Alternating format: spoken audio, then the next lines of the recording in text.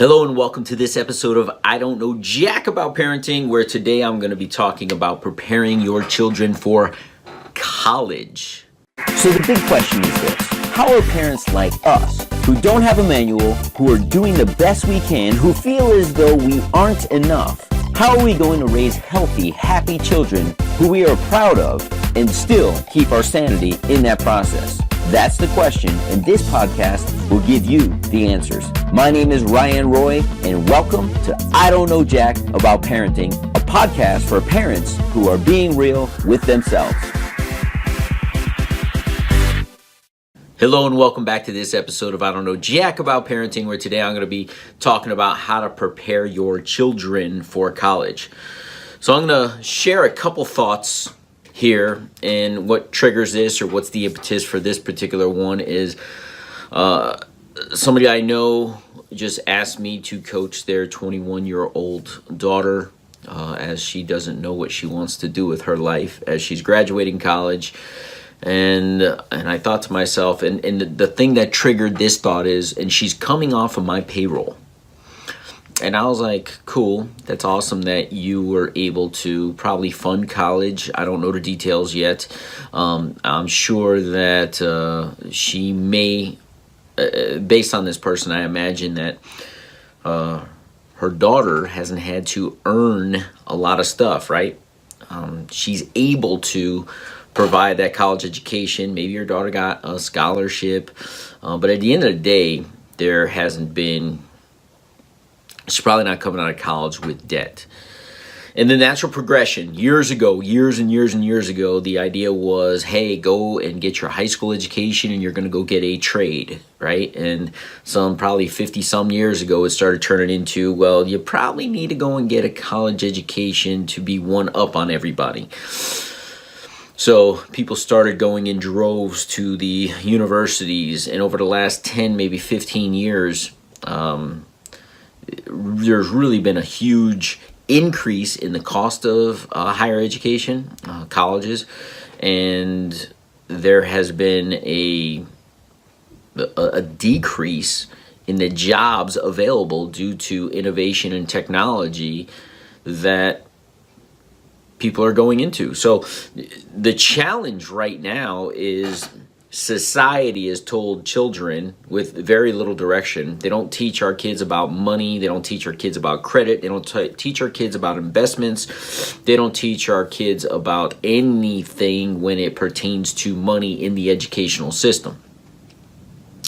So I want you as a parent, and I am already doing this with my 20-month-old, my 7.5 years old. I want them to be, for me, as an entrepreneur, I want them to be self-sufficient. I want them to know that they can go out and earn money regardless of a job, right? That there are ways that they can take care of themselves without relying upon an employer. As a matter of fact, they can be the employer, because there's always going to be a demand for employees, and our educational system is designed for kids, for us, to be employees. Think about it. The educational system has not changed in the last 120 years. We still sit in classrooms. We still have to raise our hands. We still have to get in lines. Yes, there has to be some level of structure, but even if you look at corporate America right now, there aren't that many cubicles in the innovative companies. They have workspaces that are wide open. They have some desks. They have some beanbag chairs. They probably have hanging chairs from the ceiling. They have a workspace where you could collaborate. They have because the world is changing around us, that they are adapting to the world. However, our educational system, government run, has not adapted. They're still teaching people to be, for lack of a better term, employees. So I'm just a numbers person and kind of a statistics person. And the statistics that I've read and the numbers that I've seen, I put myself through college, and I graduated in 1999. I waited tables. I paid for my tuition as I went along. I had no college debt coming out, and I felt great. But what I paid for my college education, is about what I pay for my 1-year-old's daycare right now. I pay about, it's 5 figures a year for somebody to watch my kid, but that's what I paid for a college education, albeit it was 20 years ago. Nowadays, children are told that they go to school and the very next thing is to go into college. And the way to do that is through a student loan, right? I don't know if the work ethic is there or not. I don't know. I don't have kids that age. I just know that a tremendous amount of kids are going into student loan debt simply because they think the very next natural progression is to just go to college. And someone says, hey, we'll give you the money to do so. And I don't know that they are capable of understanding the ramifications of $20,000+ a year in room and board and tuition and books that it'll cost to pay that back with interest. Here's the biggest challenge in this statistic. These statistics are that 80% of college graduates today, yes, we're in the hundreds of episodes now, 105, 106, I don't even know where we are, but today, 2019, 2020, coming up, 80% of college graduates do not have a job graduating. Yet those student loans kick in, and a lot of those kids are ending up where? They're ending up back at home. In this college education, and I don't know about you guys, I know about myself, I got a degree in finance. I went and got a job that I didn't like with my degree. And I was like, man, I just spent 4 years of my life studying this, and I just found out I don't like it. See, I didn't have the debt lingering over me, therefore I was able to make a shift and a change. But if I had the debt lingering over me, I may have been miserable for the next 10, 15, 20 years doing something I absolutely did not want to do, simply because I didn't run the numbers.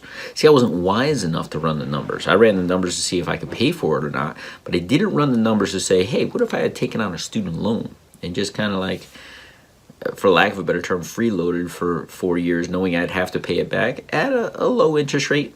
But when you're dealing with a mortgage payment for a student loan debt and you don't have a job, and a lot of these kids are having to resort to Uber and Lyft and all these other things, just look at the statistics. The jobs just aren't out there anymore. So I encourage to do what I am doing with my little one this summer. Teach him some entrepreneurial skills. Teach them a lemonade stand. Teach them what it takes to have a successful lemonade stand. And you will have an opportunity to watch them learn and grow and have fun, but they will start developing a skill that they know that they could go out and make money. One of my favorite books, and it's not even really a book, it's just Rancic. I can't think of his first name. He's the guy who won the very first Apprentice, Donald Trump's show. If you ever read his book, he became an entrepreneur because he used to go over his grandmother's house on the weekends and make pancakes for all of her friends. And then they would all leave, but they would all leave $1 or $2 underneath the plate. So when he picked up the plates, he got paid. And he was like, this is awesome. So he wanted to go to grandma's a lot. Well, that turned into a love of, well, what else can I do? What other service or product can I create to make money? And he had a couple little odd jobs, and then in high school he started fixing up older cars. Buy one for $2,000, put $500 into it, sell for $4,000. He did 10 cars in high school. Coming out of high school, going into college, he was somewhere in Michigan. He was on a lake. He started cleaning yachts on the summer job. He was making more money than most of his friends did 2, 3, 4, 5 years out of college. He turned that money into an opportunity to buy an investment property. Now, he went to school, but he was making money during school, and he learned how to make money. Now he's a very successful businessman with his own television show, with his wife, and all these things. But it all started with some pancakes. He saw an opportunity to make money outside of going and getting a job. And because of that, it sparked an interest in how can I do this? We have so many tools. We have the internet. We have Etsy. We have eBay. We have Let Go. We have so many tools at our disposal to make money. But yet parents are still saying to kids, don't do what you love doing. How are you going to make money with trading cards? My son right now loves Pokemon cards. And guess what?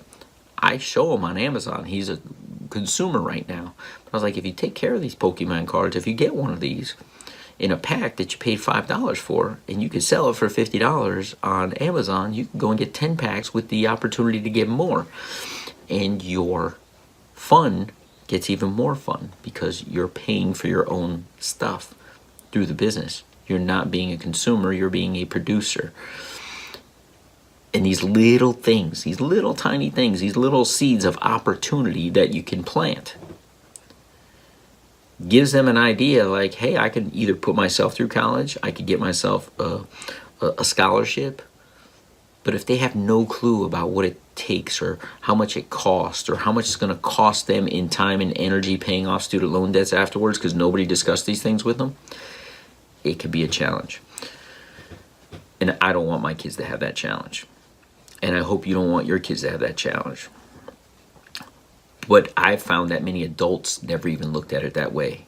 And when I talk to college students coming out of college and they say, man, I wish somebody would have told me I had $80,000 worth of debt and I couldn't get a job, I wouldn't have done this.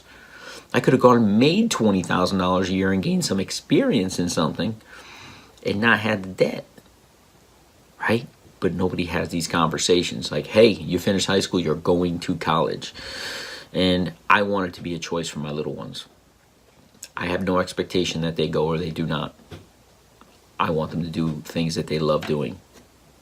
And if they find something they love doing and they need to go and get an education to do it, by all means, go get it. But I'm going to talk about a book about, that's incredible in my next episode. And it talks about how a whole class of people, how their mindset works.